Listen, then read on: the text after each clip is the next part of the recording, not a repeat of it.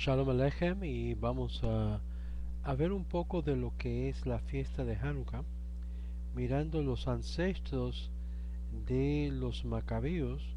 Los ancestros son los Hashmonaim. Shimon Hassade, que era uno de los miembros del Anshe Knesset, Haggadah, hombre de la gran asamblea, la cual somos enseñados en Pirkei Avot 1:2 que él sirvió como el Cohen Hagadol, el sumo sacerdote, por 40 años, de Shemen Hassade. Por causa de su piedad tan excepcional, varios milagros ocurrieron regularmente en el Beit HaMikdash. Por ejemplo, en Yom Kippur, un hilo rojo de lana era abardado alrededor del cuerno de Zahel la Hazalel, es el chivo que llevó la carga del pecado del pueblo judío y que fue llevado hasta la orilla y lanzado. Durante los 40 años que Shemen Hasadek sirvió como el Kohen HaGadol, esa lana roja milagrosamente se convertía blanca hasta el punto que simbolizaba que el pecado del pueblo había sido totalmente perdonado. El fuego del altar nunca usó como, como energía. Cuando salió, el Kohanim añadía lo que es rollos de madera para así simplemente añadirlo, porque dice la Torah que hay que añadir al altar madera fresca diariamente, especialmente para mejorar o levantar lo que es embellecer el Lechem Hapanim. Las 12 flautas de pan eran presentadas en la tabla o la mesa sagrada en el Beit HaMikdash y fue consumido por los Kohanim cada Shabbat. El Korban HaOmer, la ofrenda especial que fue hecha para la razón de lo que es la cebada del segundo día de Pesach, y el Sheteh HaLechem, que fue una ofrenda especial hecha por esta razón del primer trigo sobre la fiesta de Shavuot. Vea Yoma 39a.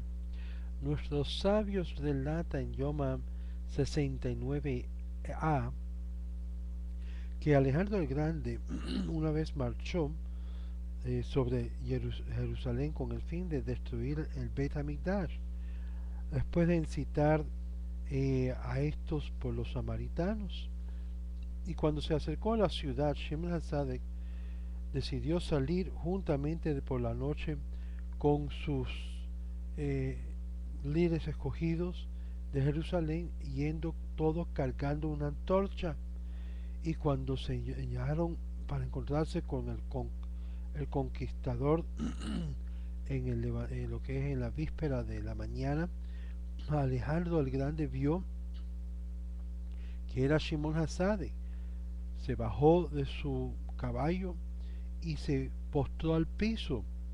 Los hombres de Alejandro el Grande le preguntó: ¿cómo es posible que un rey tan grande como tú te postras delante de un judío? Y el rey Alejandro replicó o respondió: cada vez que he salido a la batalla, vi una imagen de este hombre dirigiendo y enfrente de nosotros para asegurar nuestro, nuestro éxito o mi éxito. El rey totalmente canceló todos sus planes en ese momento de destruir el Beit HaMikdash. Con lo contrario, dio al pueblo judío permiso de hacer lo que le pareció mejor con los samaritanos, en la cual los judíos destruyeron el templo de los samaritanos sobre el monte Gerizim. Ahora, después de que Shemen Hasadek pasó de esta vida, su hermano Elazar sirvió de Cohen Hagadol y fue uno de estos 70 sabios que el rey Ptolomía, quien ordenó que se traduciera la Torá en el griego. De acuerdo y según el Megilat Ta'anit, cuando la traducción fue completado, oscuridad descendió sobre la tierra por 3 días enteros. Nuestros sabios enseñaron en Masejet Soferim que este día fue tan trágico para la nación judía como también el día cuando cometió el becerro de oro que fue formado. El nazi o el príncipe de Sanhedrin en ese tiempo era Yosef ben Yoezer. Una vez esto ocurrió que el más anciano Elazar fue depuesto por su posición de Kohen Gadol y su hijo Menasha fue asignado para seguirlo. Sobre su pasando, Yohanan, hijo de Shemen Hasadek, su primer primo, fue Menashe y también afirmó y permitió a esta posición tan elevada por 40 años. Él fue el padre de Matillahu o Matilla. Matilla y sus hijos, los Hashmonims, también conocido Matilla, que fue la persona que encendió la llama de la rebelión judía contra el rey Seleucid, el imperio griego. Según este relato, él fue el hijo Yohanan, el nieto de el gran Shemen Hasadek.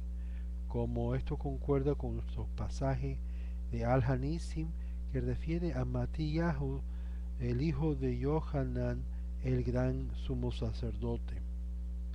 Ahora, obvio, esto no es aceptado universalmente como algo seguro por la historia, pero hay otras cuentas que no menciona Menashe, sino que lo cuentan como el Kohen Hagadol llamado Jonio, que se sirvió antes del episodio que se desarrolló en Hanukkah.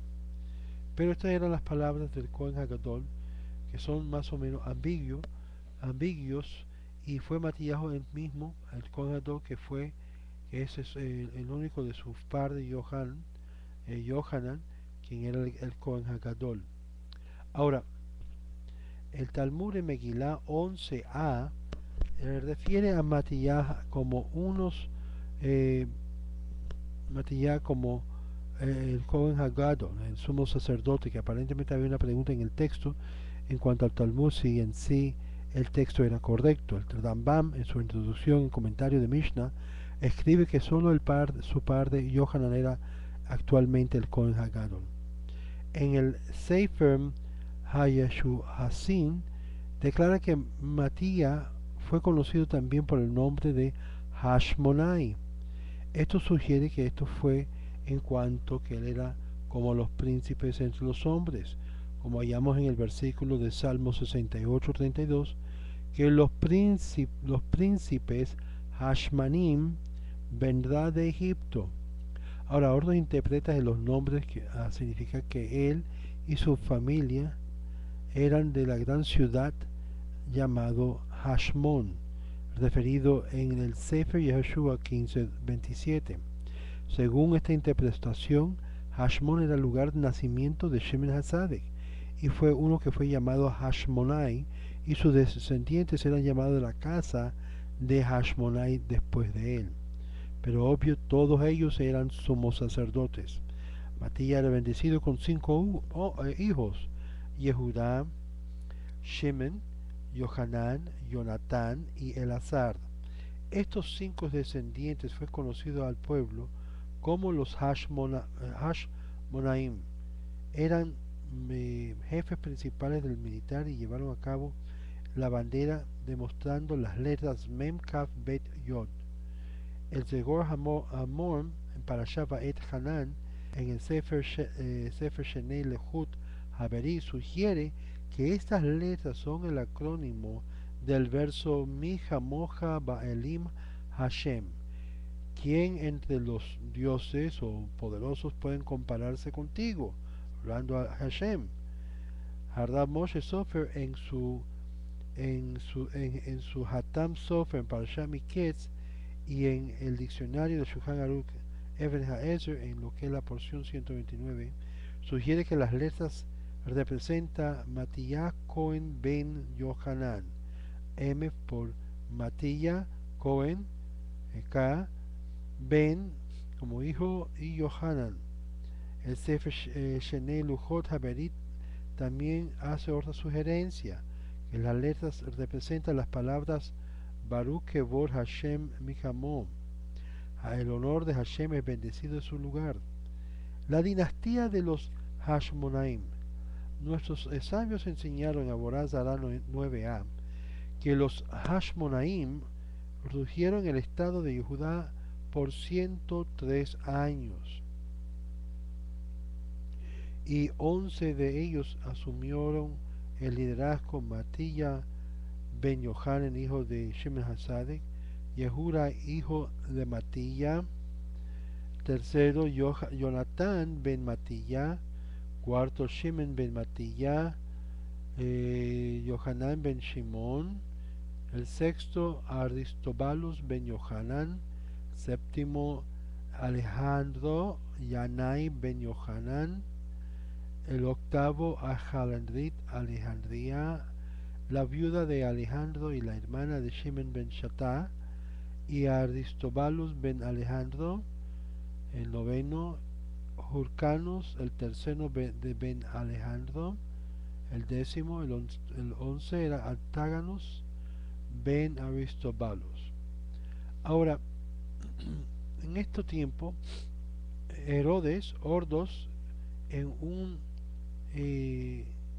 ataque del Estado, pudo luchar la corona de los Hashmonaim y en sí tomó Jerusalén como, como oficial de la legión romana. Sabemos que Herodes era edomita.